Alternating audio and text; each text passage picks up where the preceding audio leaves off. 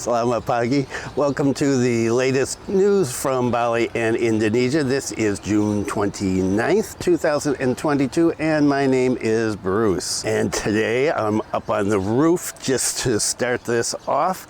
And behind me you can see some of Singaraja, I think, and the sea. And what is the weather like? The weather is, wow, beautiful.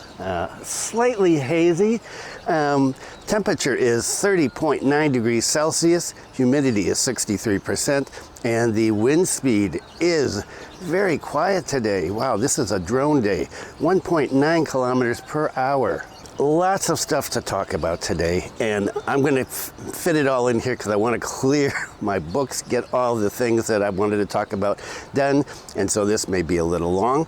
If you don't want to go through the whole video, you can just click on the timestamps and find what you want. One thing I am not going to talk about, which has been on social media already, and that is the digital nomad visa. The digital nomad visa is basically a no story as far as I'm concerned. Some English language news sources here in Indonesia and Asia have used this mostly as clickbait, I think. What it says is Pak Sandiaga Uno said it's on a fast track. It's in the final stages of preparation. There are no details. When there are details about the digital visa, you can be sure I will have them here. Second story that people are talking about, and I haven't had a chance to translate it yet, a new PP about mixed marriage kids and when they need to make a decision about what nationality they're going to take, the Indonesian nationality or the foreign one. And there's already arguments about what it means. I haven't had a chance to translate it yet. And so if I do by Friday, I will include it then. Otherwise, I'll talk about it on the coming Monday.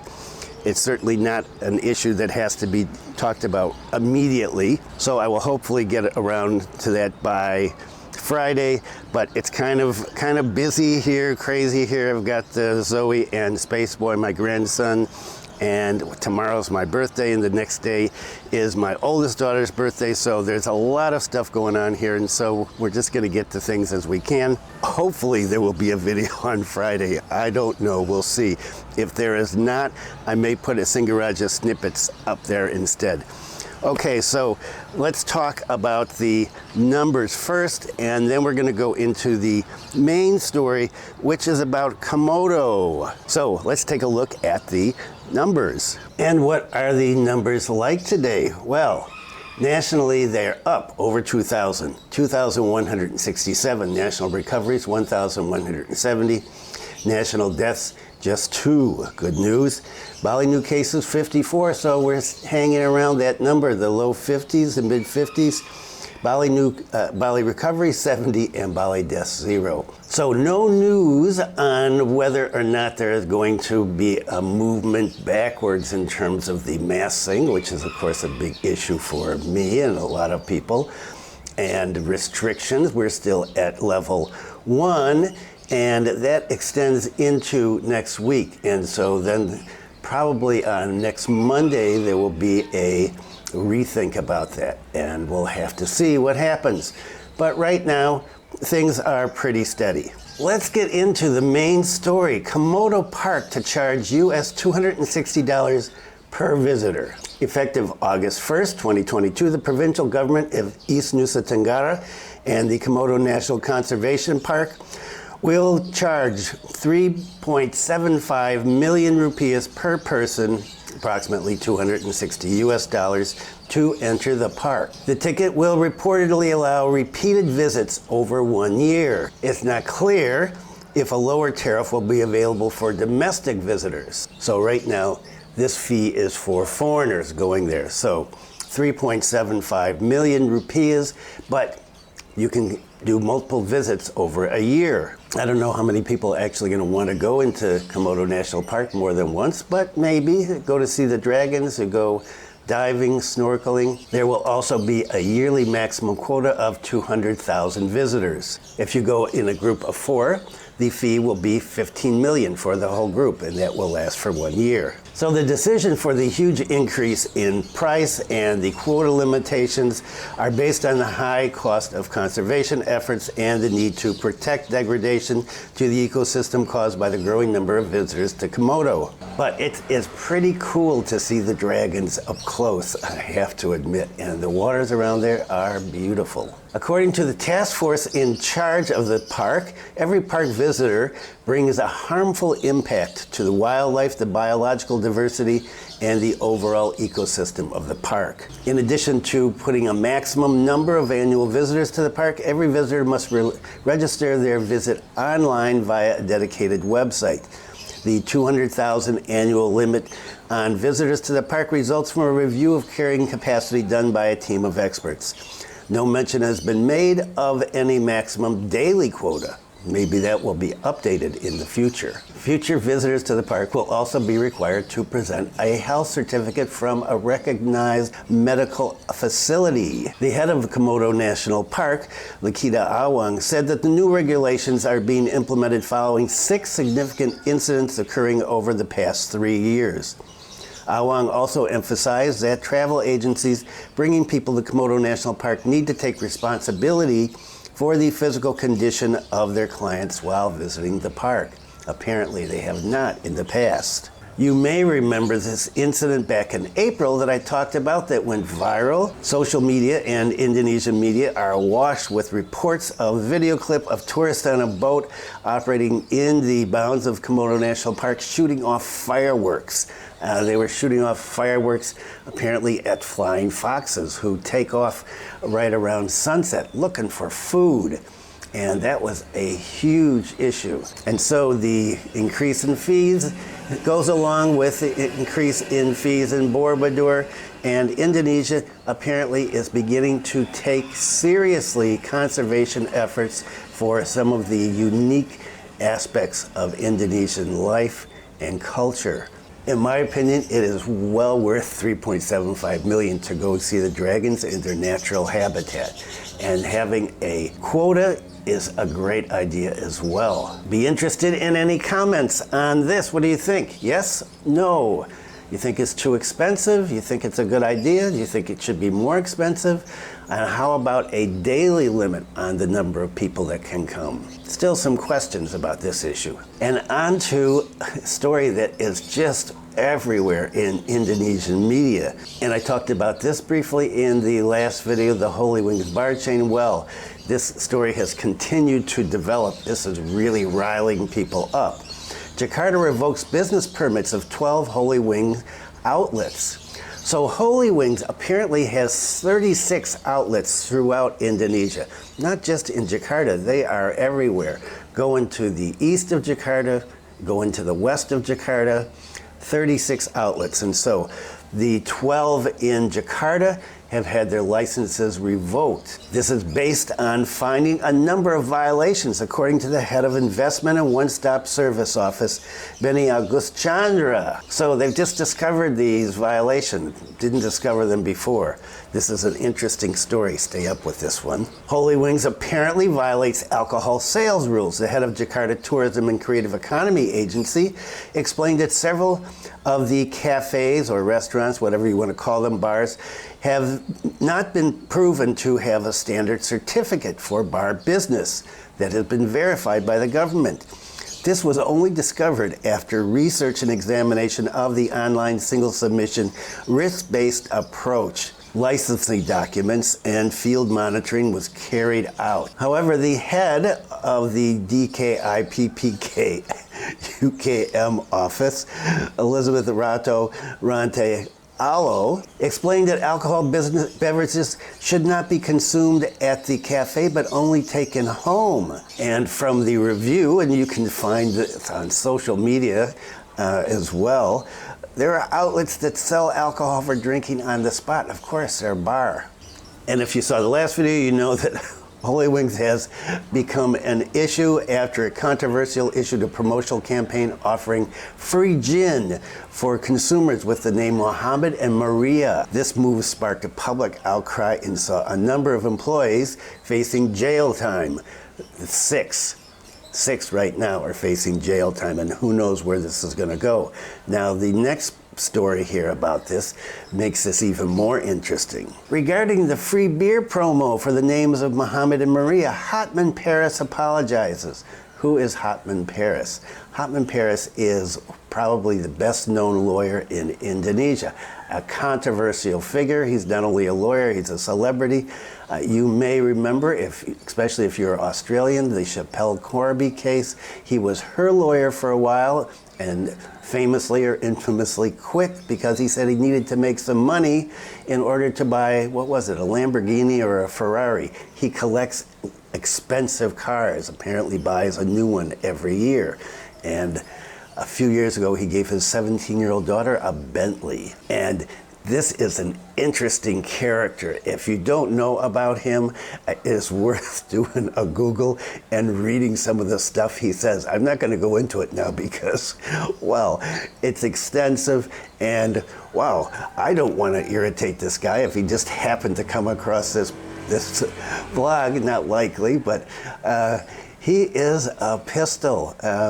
Pretty interesting. He's always involved with celebrities. So he is a part owner. He has shares in Holywings business. So Hotman Paris apologized several times to Muslims for the promo. He did this first on his Instagram account, and then he did it in person. He met with the chairman of the MUI for Dawah and Brotherhood Affairs, along with several other Muslim leaders, and he apologized and he said he supports the legal process of this case. He said, on behalf of myself and also on behalf of Holywings as an institution, I apologize. Hopefully our apologies will be granted, and we submit that this problem is really resolved through a legal process to be followed up by applicable legal provisions. Now, will he be the lawyer for this case? It'll be interesting. Apologies from Hotman were accepted. However, the Muslim leaders that Mr. Paris met with want this case to go to court because they want it to be a lesson for others. And one final story on this, because there are 36, as I said, there are 36 outlets spread around Indonesia. And it's the 12 closed in Jakarta, as the first segment said. But the other ones are also closing. Makassar is closed theirs. There's ones in Bandung and in other places in Java. And I think in Sumatra there's one. They're all closing up. Why? Because Muslim organizations, youth organizations have been out wanting to do sweeping. And so it's a good idea to get undercover right now. Nikita Mirzani said Holywings was closed by Anis. Well, it doesn't actually say that in this story. The reason I'm talking about this story is Nikita Mirzani is an artist, an actress, and also a social media influencer. And she is also a partner in this company, a shareholder. And so she said, hey, I don't know anything about this. You know, I wasn't involved, but, you know, it's very unfortunate. But remember that this company supports a lot of people. We provide income for a lot of people and their families, and so please take that in consideration. And also, she's been seen in Bali recently because Holywings is opening up a beach resort here in Bali. What do they call them? A beach club, right? And so Holywings is opening up one, and she said it's online for opening up July 19th. Now, we'll see what happens as this case develops. Will it open up? Does Bali need another beach club? Well, apparently, with all of her connections and all of Mr. Hotman's connections, be a lot of celebrities there. So let's see how this works out. This is pretty fascinating. Okay, let's move on to drugs. Well, how about this? DPR to seek public inputs on medical use of marijuana. The House of Representatives, the DPR, will seek people's views on a proposal for allowing the medical use of marijuana before the narcotics law is revised. Wow, is this serious? According to the deputy chairman of DPR's Commission 3, he said, we will first consider the advantages and disadvantages of medical marijuana. At this moment, a study has shown that the advantages to health and economy are extraordinary, while the disadvantages are small. Wow, here is a change of story. Therefore, Commission 3 will hold a hearing on Thursday, tomorrow, to seek public views on the use of marijuana for medical purposes. During the hearing, Commission 3 will also hear health experts' views to see whether the medicinal use of marijuana is dangerous from a health standpoint. And they also want to know what the impact would be on the economy. Boy, it will give the economy a boost. The Netherlands and Thailand have legalized the medical use of marijuana, and many other countries have as well. Therefore, the health and economic benefits of marijuana will be the focus of the DPR Commission 3's notes on the revision of the narcotics law. And according to the deputy chairman, he said he realized that people have high aspirations for the medical use of marijuana, particularly in reference to global developments on this issue. And yes, that's true. So, is Indonesia going to make a big change and okay the medical use of marijuana?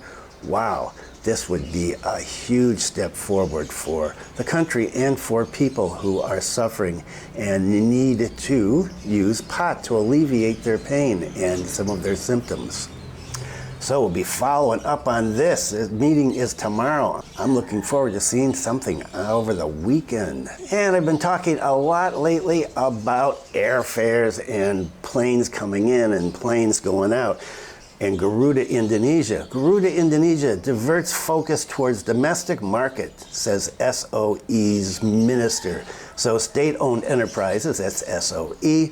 Minister Eric Thohir, in a press conference, said that Garuda will focus on the domestic market after sustaining major losses due to international flights. According to him, international flights caused Garuda a 70% loss. The flag carrier will only focus on serving flights for Umrah, Hajj, and cargo for international flights. No more passenger flights for the rest of us, unfortunately. And the minister also revealed that the government has solved Garuda's situation right now by providing state equity participation of 7.5 trillion rupiahs. And that has been officially okayed. So Garuda is staved off bankruptcy and is going to continue as a domestic carrier. And I talked about this in the last video.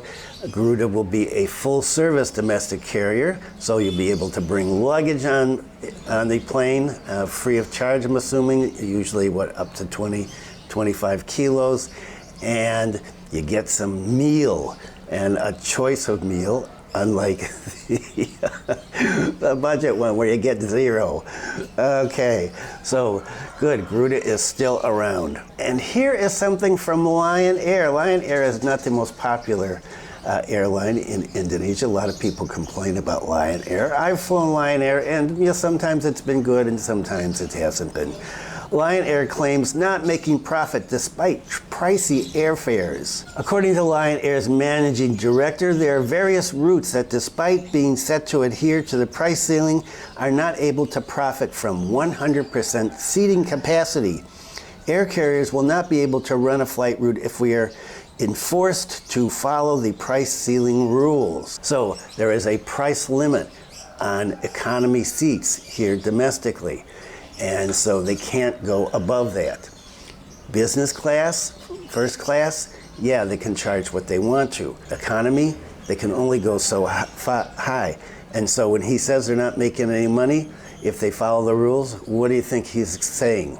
He's saying, let's raise the ceiling here. He said higher operating costs for the airline occurred due to changes in traffic and routes that affect travel time and fleet utilization. He said, for example, the carrier's routes from Bali to Lombok and back, there are changing flight times due to airport operating hours, and airlines cannot achieve profits even though the seat factor is optimal at 100%. For this reason, he said, Lion Air must carry out an auxiliary income policy strategy or additional income from other business lines, for example, maximizing cargo flights. As a solution, Pak Daniel proposed to the Ministry of Transportation to review changes to the regulation of the Minister of Transportation Regulation number 2019 that regulates the formulation for calculating upper and lower ceilings, which is used as the basis for the formulation of airfares. And so, as I said, they want to see the ceiling increased.